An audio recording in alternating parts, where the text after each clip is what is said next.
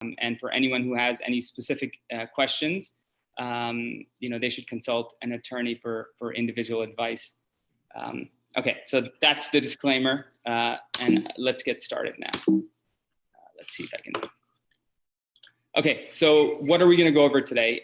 Quickly, I'm going to introduce the idea of what is estate planning, and how you can plan during your life, how you plan for after your life, which is through last will and testament, and then getting into a little bit on trusts, and talking about obviously the current conditions with the coronavirus. And if we have time, hopefully I'll touch a little bit on planned giving and how to maximize the tax benefit of charitable donations, especially as we're in the month of Ramadan right now. And then finally, we'll open up for Q&A. Okay. So what is an estate plan? This is the first question that we should answer before we get further along into this. What is an estate?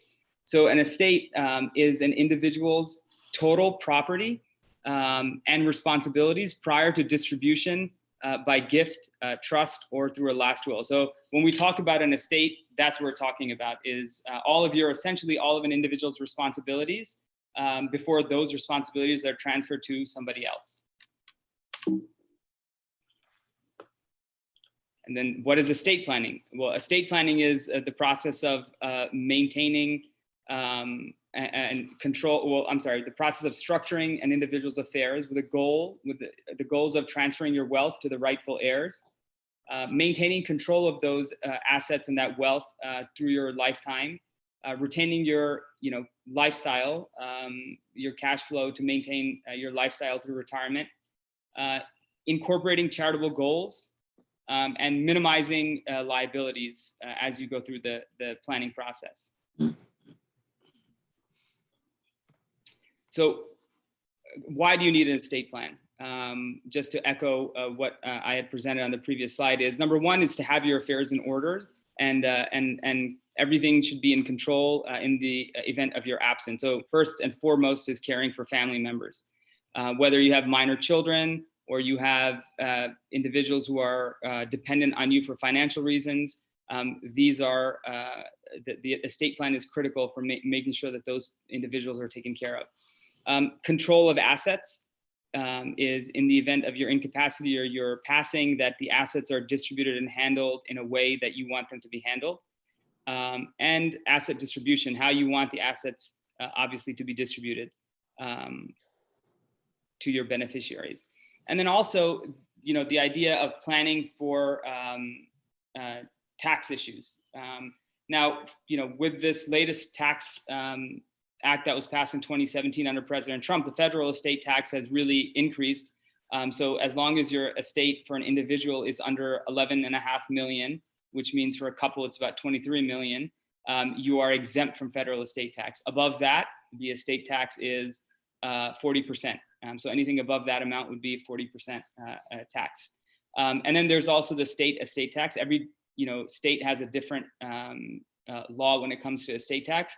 Here in New Jersey, there is no estate tax after Chris Christie in his last year in office passed a law that basically abolished the estate tax. However, there is an inheritance tax in New Jersey, and different states vary on this. And then, of course, another major consideration for estate planning is the Islamic inheritance laws, and how certain beneficiaries have a right to inherit, and the different shares that each beneficiary would have in their estate. Also, with Islamic inheritance laws, it's as you're going through that planning process, it's critical to understand how assets are owned during your life also.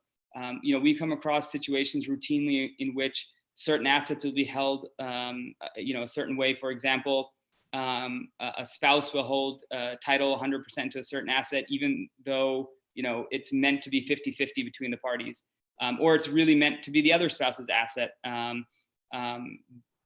But for liability reasons or some other purpose, they have it titled in only one person's name.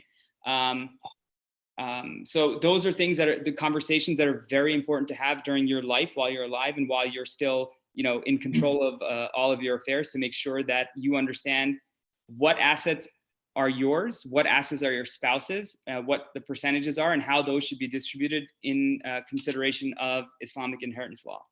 And I'll also touch on the different ways that we title assets, which impact that. So just before getting into that, an idea of who are the key parties when it comes to preparing your estate plan. There's a different set of individuals for each person, but generally, number one, a religious scholar when it comes to Islamic inheritance, it's very important when you're thinking through how you own assets, how you want to structure them, and how you want to distribute them to accomplish your goals, that you make sure that you are in compliance with Islamic law. Investment advisors, they can help you plan out and project how your estate will, or how your investments will grow, especially when you're thinking of charitable endeavors or retirement accounts. What your investment strategy is very important. And a financial planner, of course, also ties into that, is getting everything together and making sure that you have a plan for your retirement and for your beneficiaries, for your minor children and their education. An accountant is very critical, especially when it comes to setting up, somewhat more complicated structures like trusts. Having an accountant who knows exactly what needs to be done, what documents need to be filed, is critical, because if you create the structure of a trust but you don't file it properly, that can invalidate the whole trust. Obviously, also an insurance consultant to manage not only health insurance during your working age, but also during your retirement period, and also any other types of insurance. Sometimes there's considerations of life insurance, of disability insurance, and so an insurance consultant is key. And then, of course, lastly, an attorney if necessary to draft and structure the documents. So what are the steps in creating? First of all, let's start the discussion. As I mentioned before, a lot of planning your estate is answering questions as to how are things held, how are things owned, and what do I want? How do I want my assets to be handled, and who do I want the key players to be in making sure that my wishes are executed in the way that I want them to be. So when it comes to guardianship, that's another one. The discussion is critical, is making sure that you and your spouse and your family members are all on the same page. So number two then is organizing everything, getting together, all of your relevant information, the financial information, making sure that you have everything centralized in one location for you to, or one document for you to understand and be able to make a thoughtful decision. Then when you have everything together, you want to identify your key goals. Do you have charitable goals? Do you have certain goals when it comes to distribution to your children or your spouse, how you want your assets to be handled or invested? If you have a business, what would you want for your business after you are no longer running it? And then number four, obviously, is the important step is to create the plan, establish the relevant documents that lay out exactly what's going to happen.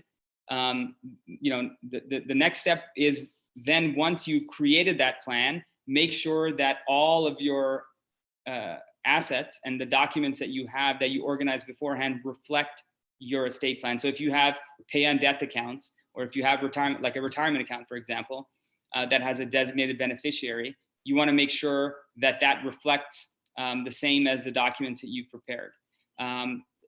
After you have all of that done, it's important to communicate your plans to your family members. Maybe not necessarily the specific details if you don't feel comfortable doing that, but at least letting them know that I have an estate plan, my estate documents exist, they are located in X, Y, and Z place. And these are the key, individuals who helped me put it together. And if, anything were to happen to me, this is who you need to talk to. And then last thing, which is, important, is to constantly review it. Usually an estate plan, you may not once things are set, you really may not need to have any dramatic changes unless something drastic happens in life. But it's still good to every few years to check in and make sure that hey, what did I do 2 years ago? Is that exactly what I want? A lot of times, when I'm reviewing estate plans with clients, they prepared 2 years ago, they even forget who their executors are, or who the guardian is going to be, who the responsible parties are, and how they distributed assets. And so it's good to just pick a time to go through it and make sure that it still resonates with you at that time, in the present time, of what you prepared previously. Okay, so what are the elements of an estate plan? Number one, you want to create documents that grant authority during your lifetime, that give people the ability to handle the circumstances in your situation, or for you in different situations. And that can be financial, that can be healthcare, and then as well as an advance directive. Also very critical is how you title the assets that you own, the ownership structure that you have of the assets that you own. So joint tenancy is something that I'll touch on in a second, but also restricted accounts, like these are retirement accounts and life insurance policies. It's very important to understand how those are set up. Everybody needs a will. Everybody should have a will. It's a pretty straightforward and simple document, but every estate plan has a will in it as a catch-all, because that is the document that covers what happens in the event of your passing. And so even if it's very simple, it should have a catch-all language in there that says this is how things would happen if they're not already spoken for. And then the last thing is trusts. There's two main types of trusts, and I'll touch on that in a little bit of time. But those are structures that you can set up during your life, and they continue after your lifetime. So granting authority during your lifetime. What are the different ways you can do that? Number one is a general power of attorney, which says anyone or this person that I'm appointing to act on my behalf can do anything that I would be able to do. So write a check, sell a property, buy a property, set up a trust. That's a very broad and general durable power of attorney that can either be effective immediately, or you can draft it as what's called a springing power of attorney that that gives the authority for the individuals or the agent to act only in the event of your incapacity. Then you have limited powers of attorney, which could be the most common one folks may have heard of, is like a real estate power of attorney, where you allow someone to sign on your behalf only for a specific real estate transaction in your absence. Or if you've ever bought a car and the DMV has to do, the dealer has to do some title work for you to get your title. When you buy a car, they make you sign a limited power of attorney that they can sign for title documents on your behalf with the motor vehicle department. Things like that are limited power of attorneys. A healthcare power of attorney is also a limited power of attorney, although it gives your agent full authority to make healthcare decisions for you in your incapacity. An advance directive or a living will is a very specific document that says, in the event of specific health issues, these are the things that I want done, or decisions that I want made. So if I'm in a coma and there's no chance of recovery, if I'm in a terminal state and there's no chance of recovery, I do want a feeding tube, or I do not want a feeding tube. I want my life to be prolonged, or I don't.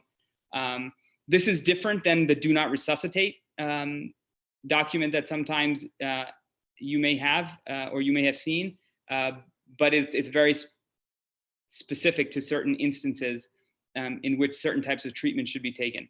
And then last is signatory rights. You can, even if you don't give ownership rights to other people over your accounts, and they don't have a power of attorney, you can certainly always give other parties signatory rights over a bank account, over a brokerage account, over whatever else whatever other assets that you might have, and that can also serve as a way of granting authority during your life. the other part of how you own assets during your, or how you grant authority during your life is ownership of the assets, how you structure the ownership. This is very critical, especially when it comes to Islamic inheritance, because without knowing what the intent of the parties is, of the people who own the assets is, it's difficult to sort how to distribute those assets, because the inheritance rights under Islamic law are different than the statutory inheritance rights. So number one is title to property, your primary residence. If a husband and wife own property and you are titled as either, person A and person B as joint tenants, or if it says, husband and wife, both of their names are there, followed by as husband and wife, that's called tenancy by entirety. That means that both people own 100% of the property. So whoever lives longer keeps 100% of it. And so that can be, you might have a retirement account, or I'm sorry, brokerage account that says, joint tenancy with rights of survivorship, JNTB. You may have a bank account that has that on it. So it's very important to understand that if you have accounts that are structured as joint tenancy, then both parties own 100% of it during their lives, and they have full right and access to those assets during their life. After the first person passes away, the surviving person keeps 100% of it. And it doesn't matter what your will says, that's how it will be handled. Now, if you don't have husband and wife written on the document, on the account, or if it's not between a spouse and you don't have joint tenancy written there, it's called tenancy in common. And that defaults into a 50-50 ownership. But if you have a house that you have as tenants in common, and you put down that one person owns 80% and one person owns 20%, that would be tenancy in common, and you would have the different percent of ownership specified, and each percent would be part of the individual's estate. The other thing to keep in mind is if husband and wife own accounts jointly, but they don't have joint tenancy on there, or if they don't have husband and wife written on there, those assets will be treated as 50-50 for estate purposes. So you have to be careful with that also. The next type of asset is assets that have contractual designations, where you have named beneficiaries. The most common one is retirement accounts, 401k, IRA. Whoever you have listed as your beneficiary on those retirement accounts will be the person who receives it. All that person needs to do is provide a death certificate and their identification, and those assets can immediately be transferred to their name without any court authorization or anything like that. So it's critical that you designate those beneficiaries with specificity. Life insurance is the same way, and then pay on death accounts. You may have on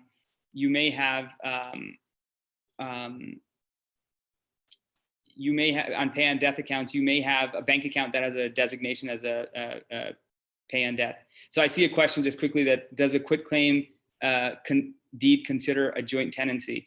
It depends on how you write the grantee's name on there. If the person who's receiving the quitclaim deed if the people are written as joint tenants, then it would be joint tenancy. Okay. So that's, the ownership of assets. So let me just see. I know there was.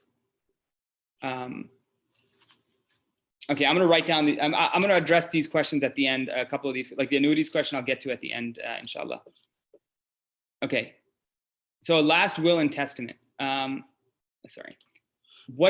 Now you have all of your assets structured during your life, and everything is taken, care of in that sense. And now we're talking about what happens after you pass away. This last will and testament is the document that controls what happens when an individual passes away. So it's a legal document that is a declaration through which a person, during their life, appoints a representative to carry out specific instructions upon their death. And the process by which this will and these the instructions are carried out is called the probate process. So you'll hear probate court or surrogates court often. That is what we're talking about when we are mentioning those words. It's the process by which these wishes are carried out. Okay, so what is the probate process? What are the main differences? Number one, on the left side, you have with a will. On the right side, you have without a will. If you have a will, the court will follow the instructions of the will. So who is the representative of your estate? The will appoints an executor. The will appoints what the executor is compensated and what charges are charged against the estate. And about in terms of asset distribution, the will designate how the assets are distributed. If you don't have a will, the court will designate it according to state law, whatever state you're in. And then lastly is guardianship. If you don't have a will, the court will appoint a guardian. If you do have a will, you specify who the guardian is. Now, when it comes to minor children, if a biological parent survives, by default, they're going to retain guardianship.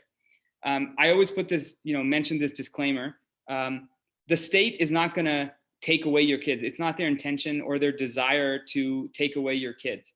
So, in the event that you don't have a will, it's not that the state is trying to find a way to take your children. However, if there's no obvious guardian for your children, if something were to happen to you, or if there's a dispute among potential guardians, that's where the state is going to step in, the court is going to step in and try to make the determination as to what's in the best interest of the child. But the default usually is that it will go to next of kin and what's in the best interest of the child. So, what are the basic elements of a will? First of all, a will must be made voluntarily while the individual is an adult and has reached the age of majority, so above the age of 18 generally. Usually it should be in writing, although there are some very limited scenarios in which it can be a dying declaration. The will must be signed, and it's preferable that it be notarized by the testator in the presence of 2 witnesses in most states. Some states require 3 witnesses. And usually a beneficiary, should not be a witness, in signing the last will. And finally, the last will, should include a attestation clause that says, this is my name and I'm making this will as my last, declaration, and sign your name there. Okay, I'll just quickly touch on one more thing when it comes to basic elements of a will. There are many states that allow a holographic will.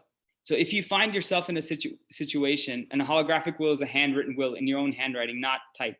So if you find yourself in a situation where you don't have the ability to prepare a formal will and you don't have witnesses and you don't have a notary, you can prepare a handwritten document that says, my name is so-and-so, I live at such and such place, my spouse's name is, X, I have 3 children named X, Y, and Z, and I want this person to serve as my executor, I want this person to be guardian for my kids, and I want my assets to be distributed according to the following instructions. And then sign your name and date your name on it in your own handwriting. Is that ideal? No, but if you find yourself in a situation where you can't prepare a will, that will at least have some guidance and instructions for your beneficiaries, for your family, and for the court. And in some states, as long as they can verify that it's your handwriting, that would be a legal document that would count as your will. Okay, so even with a will, however, probate has limitations. Number one, there's limited tax benefits. Number two, it's a public process. So how your assets are being distributed may be accessible by a public record, via public records request. It can also be kind of costly, especially if there's disputes, and it can be time consuming. So that's why a lot of people will, if they have a certain number of assets, or they have a complicated situation, that's where they may elect to have a trust to help overcome these limitations. The downside of a trust is that it's a little bit more expensive up front, and it requires more work for the person to prepare the trust during their life. But the upside is that the beneficiaries don't have to deal with that, setting that up. So a trust is essentially an arrangement through which a person, or sometimes, if your estate is large enough, people have institutions serve as their trustee, holds title to a property for another person. That other person or class of people that the assets are being held for are called a beneficiary. The trust lays out the rules as to how the trustee can act.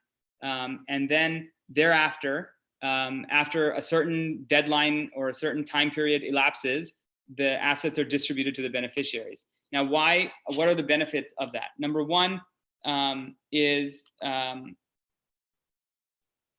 saving time and expense of probate, potential tax savings, asset protection, privacy, and durability. So durability meaning that in the event that you're incapacitated, the trust still continues. Privacy, it's not a public record because it doesn't need to go through court.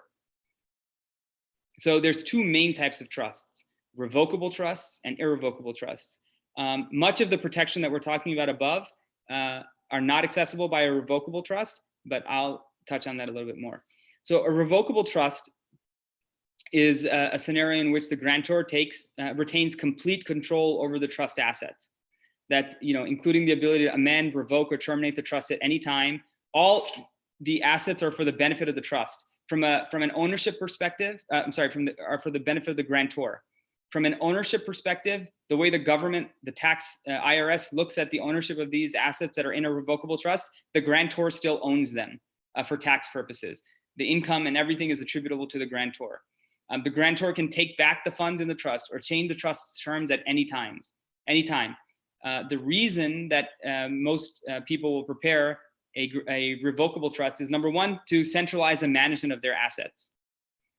Number two is to avoid the probate process. So anything that's in a will has to go through a probate court. The authority of the executor to take any action is based upon the court's order. Whereas with a trust, a revocable trust, the trustee's authority to act is a contractual right that arises out of the trust. Also for tax planning purposes. Now, a revocable trust is usually cannot avoid estate tax. However, it does allow for tax planning potentially, and also disability planning. If in the event of incapacity, the trust can still continue and can still be utilized to benefit the grantor. The second type of trust is an irrevocable trust. And this is one that cannot generally be changed or amended by the grantor. And therefore, any property that's placed into that may only be distributed by the trustee as provided for in the trust document. So the two most common reasons for an irrevocable trust are, number one, to reduce estate tax. And number two, it's to protect assets. Protect property. So that could be protected from a beneficiary who may not be the most wise when it comes to spending it. It might be protecting it from the government if a beneficiary is on SSI, or it may be protecting it from creditors if a beneficiary has some liability. So that's the primary, the primary cause of protecting or creating an irrevocable trust. Okay. So that was a very quick touch on trusts, but I'll move on, given the time, to just some considerations of estate planning strategies, in our present situation. First of all, as you probably have figured out by now, based on my previous slides, that much of the estate planning work that you need to do can be done at home. And we have the time potentially right now, while we are home, to kind of get our estate planning house in order, pulling all the documents together, having the conversations about how to handle decisions, major decisions, and also contacting the professionals remotely that we need to understand what our options are. Now, when it comes to signing documents, there are many options for potentially signing documents that don't necessarily require significant engagement with people that would violate these stay-at-home orders. You can maintain a certain distance while signing documents. Now, online notarization, which is the third to last point, is still a developing area. The last I checked, like for the state of New Jersey, for example, they don't allow online notarization for wills. They treat those differently. So it's something to keep in mind as that develops. And also, the point right before that is you don't necessarily need to meet with an attorney per se for signing, even for signing a document. You can prepare all the documents remotely, go over them, make sure that they meet all your requirements, and then determine if there's an alternate way of signing those documents. And keep in mind that a notarization of a will is not necessarily required, right? I had said above that having a notary is nice. The reason that you want to have it notarized is because the will is a self-proving document. So if you a notarized will is a self-proving document. So if you have two witnesses and the person who's creating the will sign the documents in front of a notary, and the notary witnesses that document, when presented to a court, is valid in and on its own. If you don't have it notarized, at the time of passing, the two witnesses will have to provide an affidavit that yes, they did actually sign that will. So that's, it's not a per se requirement for the will to have it notarized, but it does make it much better. And then also last, trusts. Trusts are not documents that have to be registered with the court many times. So, they have different notarization requirements. There's not the formality as much with those documents as there is with with the last will and testament. Same things with power of attorney. It doesn't necessarily always have to be recorded with a court. Certain situations it might, but you have different options there. Okay, how are we doing on time? We're doing good. We're doing so. Okay, so I have a few more slides on planned giving, and I will touch on that, and then we'll open it up for Q&A. So planned giving, what is planned giving? Planned giving is a method of supporting nonprofit organizations that enables donors to make larger gifts while still benefiting their heirs by utilizing estate and tax planning techniques. So, I think culturally, we don't think about charitable giving as a way to get a monetary benefit for ourselves. When we give charitably, we're thinking about giving charitably. But the tax code in this country allows charitable giving to be a very powerful tool so that you can maintain an economic interest in your donation, or you can get a better economic benefit from your donation while still helping support the charitable cause that you want to support. So number one is, concept is outright donation of appreciated assets as a substitute for cash. If you have highly appreciated assets or even, reasonably appreciated assets, and you're considering making a substantial donation, you should never write a check and give cash. You should always donate the stocks, especially publicly traded stocks, because that is much more beneficial from a tax perspective. And if anyone has questions on that, I can explain that, especially also if any organizations have a question on that. It's very easy to set up, and it's very beneficial. And many people, may already be aware of that. The next one is donating from retirement accounts in lieu of RMDs. I'll touch on this. I'll come back to this on the next slide, I think, and I'll touch on that. The next one is assets that return an income or other benefit in return for the contribution. So these are charitable trusts. And again, I'll touch on this in a few slides. And then last is donations payable upon a donor's death. This is, a lot of people prepare a will and say, I want to give X amount to an exempt entity. So, utilizing that is also a powerful tool in terms of planned giving. But what I would propose is that if you are planning on making a substantial charitable contribution, don't wait until you're willed to do it. It's better from a personal perspective, from an internal perspective, and as well as from a tax perspective, to give that charitable contribution many times during your life, so that you can actually take advantage of the income tax deductions, and you can actually see what your charitable gift is doing. There's a lot of benefits in doing that during your life.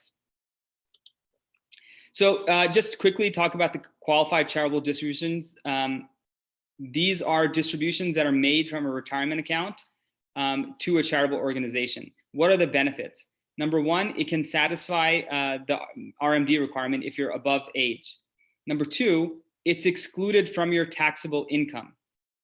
So you don't get a charitable deduction for that donation on your regular W-2 income, but that distribution that was made is not part of your taxable income. And the third point is probably the most relevant now for some people, given the new tax code. It does not require itemization. If you may recall, a few years ago when this new tax code was passed, the standard deduction was increased for a couple filing jointly to $24,000. So if you don't have deductions that are above $24,000, then you don't get any sort of benefit for that donation that you made. Now, if you make a QCD, a qualified charitable distribution from a retirement account, that does not require itemization. So you still get the full $24,000 standard deduction, and this qualified distribution is treated separately. What are the requirements? Number one, you have to be above the RMD age, which is 70.5 right now, and it's going to get bumped up fairly soon. The maximum amount is $100,000. The funds cannot go to the donor first. They have to go directly to the charitable organization from the retirement account. And the charitable organization must provide a standard donation receipt. So, this is something that is beneficial to take advantage of. Now, I'll just quickly touch on charitable trusts. A charitable trust is an irrevocable trust that's established for the benefit of a charitable institution whereby the donor maintains an economic interest and derives a material benefit from that, and the charity yet also benefits. So the two types of charitable trusts, big buckets, are charitable lead trusts and charitable remainder trusts. A lead trust is it's on the next slide. I'll just touch on that. A lead trust is a trust where a grantor puts the assets into a trust, says for the next, say 10 years, the charity will receive the income from that trust. And after the 10 years is up, my beneficiaries get the asset, or the assets come back to me. So the benefit in this, main benefit in this, is that you can calculate how much of those donations are going to add up to over that period of time, over the trust period of time, and you can take that deduction, a certain percentage of that deduction, upfront. So if you have a high earning year this year, you can use that, this type of a structure, to take a substantial donation in that present year, in the upfront year. And then there's a few other benefits which I won't go into details on, but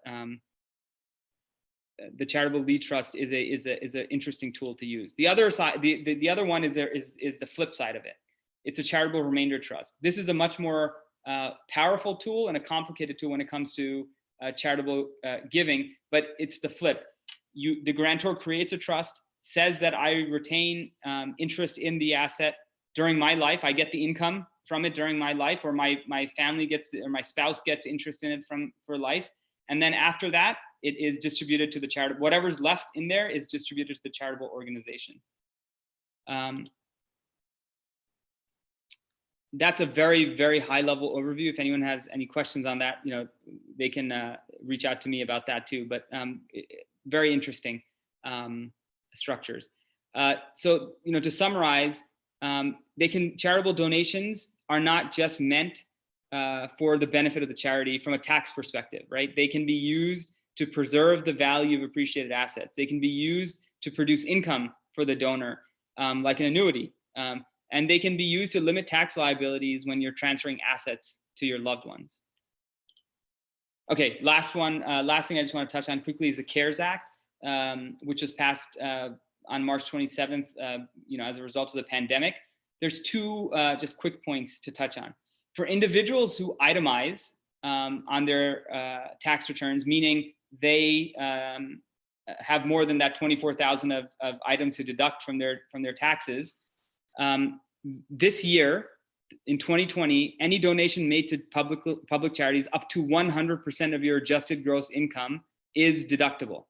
Whereas in previous years, that limit was up to 60%.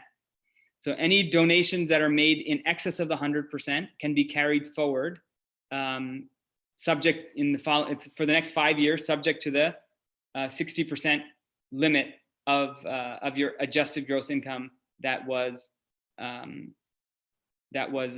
norm. And then also for individuals who do not itemize, the CARES Act also allows an above the line charitable distribution for up to $300 to public charities. Okay, so these are just some conclusions that you should consider. Islamic inheritance considerations, both in how you own the assets and how you want the assets to be distributed. Your estate plan should include, everyone should have a last will, everyone should have, powers of attorney and healthcare directives. And then, you may want to consider how you can maximize the benefit of your charitable giving.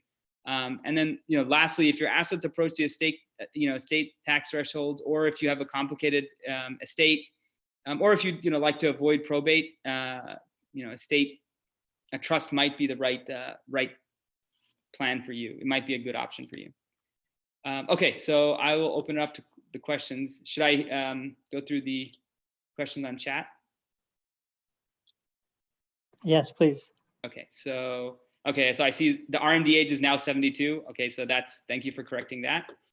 Okay, I'm just scrolling up. Okay, annuities. Okay, could you just clarify the question? What about annuities? What that meant? How many witnesses are needed in Maryland? I don't actually know Maryland off the top of my head. I would have to, check and get back on that. Do you have templates for Islamic wills in PDF, writable format? So, I don't. And templates are I've seen there's a lot of templates that are out there. Actually, now there's a lot of software that's out there too, or websites that will help you create your Islamic will.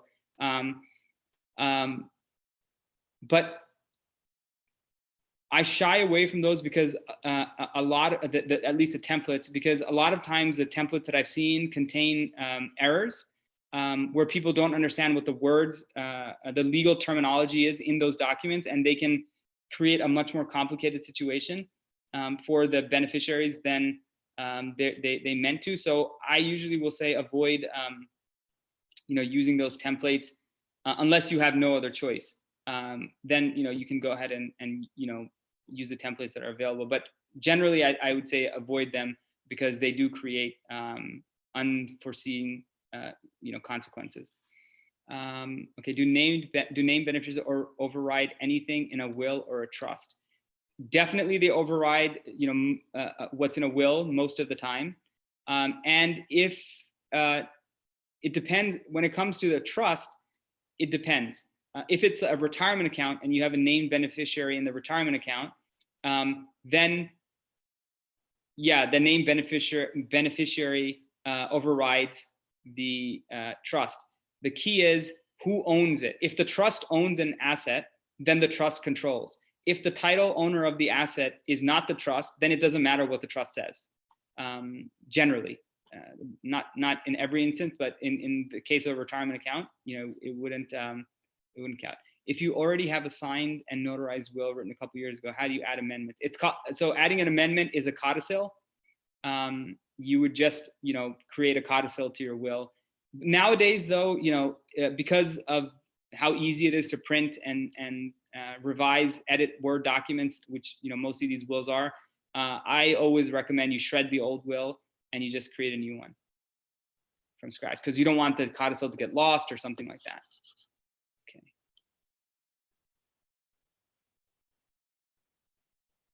Should we have a contact of someone?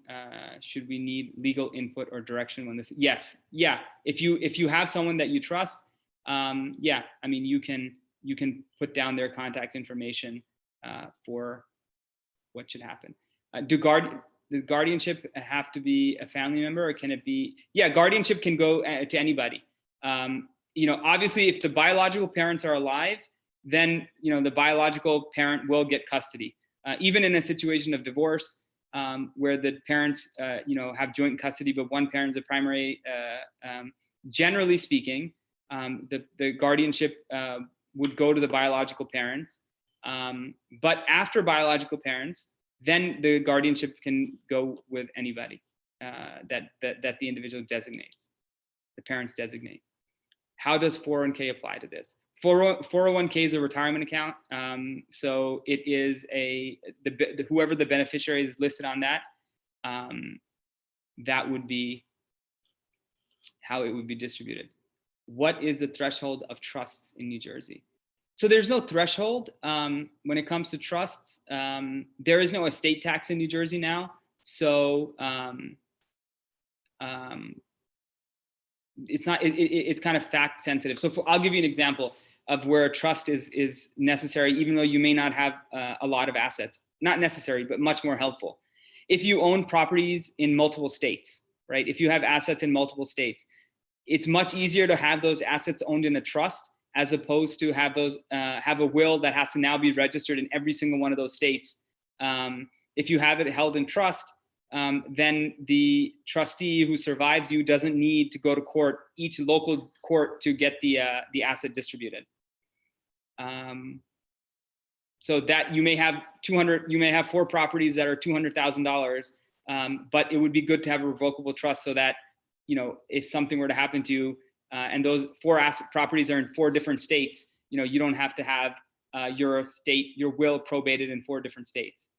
Can you have an executor without having a trust? Yeah, so an executor is through your will. So even if you don't have a trust, but you have a will, then you can have an executor. Clarification on property where only one spouse is listed. Could you just specify what do you mean? What would clarification on that? How will a will become valid and legal?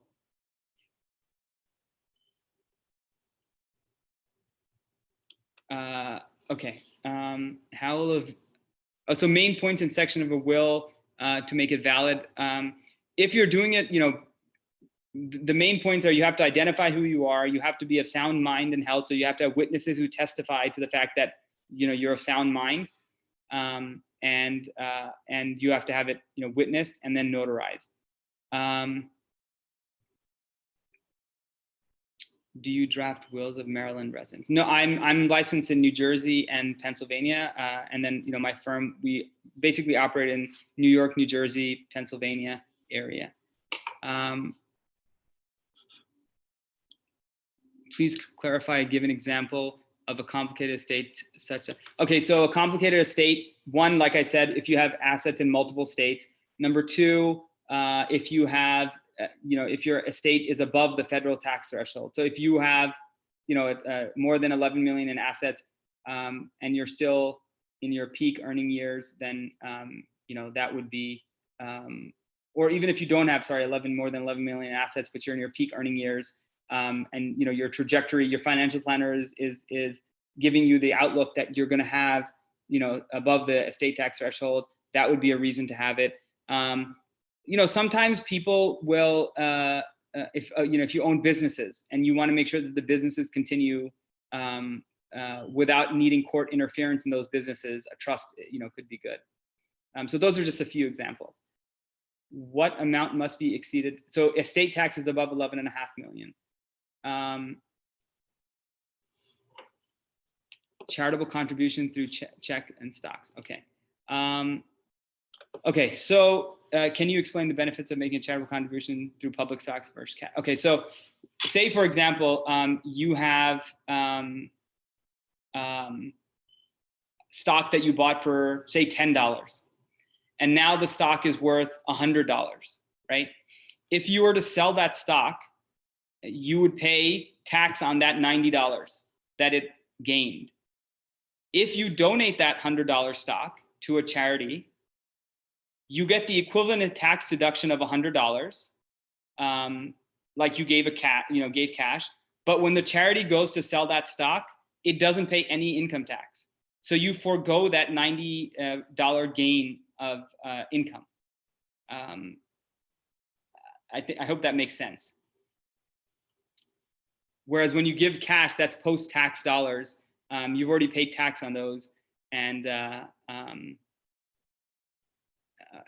you don't get that benefit of foregoing the income on the appreciated asset. How do you go about assigning joint custody of children to two family members if both parents die? So you could designate that you have two. If you have two individuals that you want to identify as guardians, but if they're not, say, husband and wife that you were appointing, if they're two separate households, or if they live in different states, for example, or different locations, it can become a lot more complicated, right, to manage the guardianship. If you have two separate individuals and they disagree, then how are they going to resolve that, right? That can take you right back into court. So, it's always good, whether you're thinking of an executor or an agent as a power of attorney or anything like that, a guardian for your children, you want to just pick one person and give them the authority to act on your behalf. Except in the case of maybe when guardianship is to a husband and wife, right? It's the grandparents, then, that makes sense. You can have both, but other than that, I would avoid it. What if you own a piece of property that is just in one spouse's name? Yeah, if you own a property that's just in one spouse's name, then it's part of that spouse's life, that exclusively part of that spouse's estate. The exception to that is your primary residence.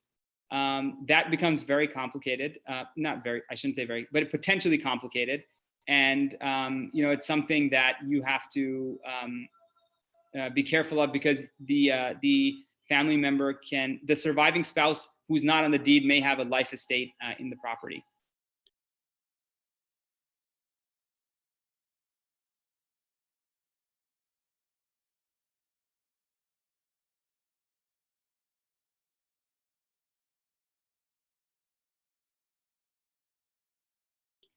Okay, sorry about that. If you buy property in a child's name, that's a gift. So you have to be careful of that, that you're not violating the gift tax law. If you give a gift of over $15,000 a year to any individual, then you have to gift that. You have to declare that.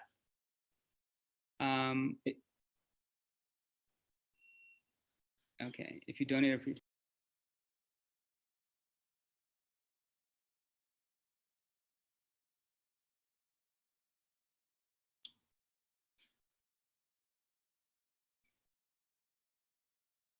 is there any room in the law for determining distribution of inheritance after death, as the Quran stipulates, or does it have to be done before death?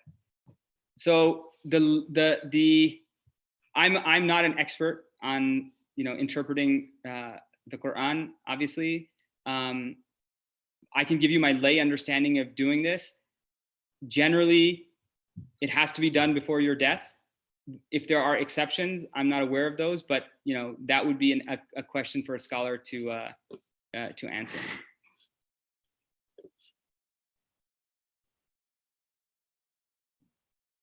Okay, so I think that is it for the questions. Is there? Oh, can I include so foreign real estate property in my will. If there's any, so I'll answer that generally. Foreign property, it depends on the jurisdiction that you're dealing with. Some foreign countries will recognize a US trust and a US will. Others may not. But when it comes to how to handle that, that's probably a question that's better, that we handle offline. My pleasure. Thank you for attending. And inviting me. Does the will and trust? So will, there's no ongoing maintenance. Trust, there's ongoing maintenance. Will is just something you have to revisit. But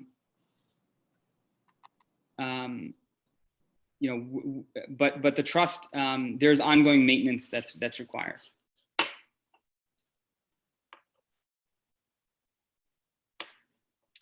This is a question that I get a lot. Can I just write my will that after my death, the Islamic distribution rules should be followed?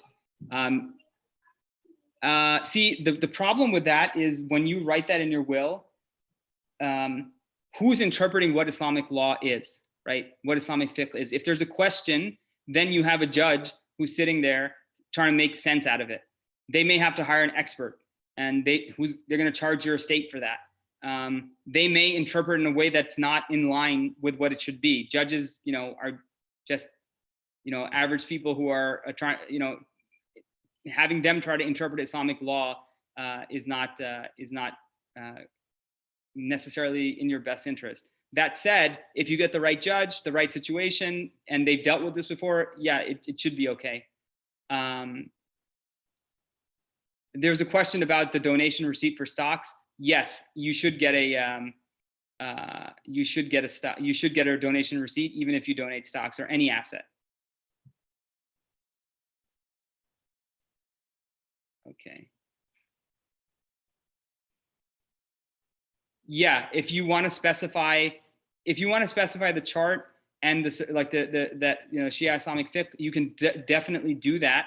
However, again, and it may work. My only discomfort in that is that you don't want the court to be interpreting that. Even the Islamic inherit, it's not. If you're not familiar with it, it's not that straightforward. Obviously for us, we're familiar with it, so it makes more sense. What I do to get around that is to designate a specific person. So I would say, my will should be distributed my estate should be distributing to Islamic law according to this chart as interpreted by the Imam of XY institution, or this person who's my executor. So you can specify that. How do grandparents report gifts over 15K? You have to file a tax document. I think it's a form 703. I don't know off the top of my head the exact number of the form, but there's a form that you file with the IRS to give it.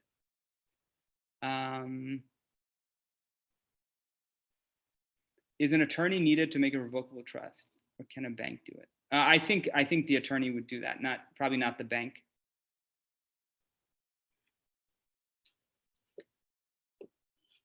All right, I think that is it for the questions. Thank you very much, Hassan, for your time. My pleasure. Yeah, thank you everyone for your questions and for joining today.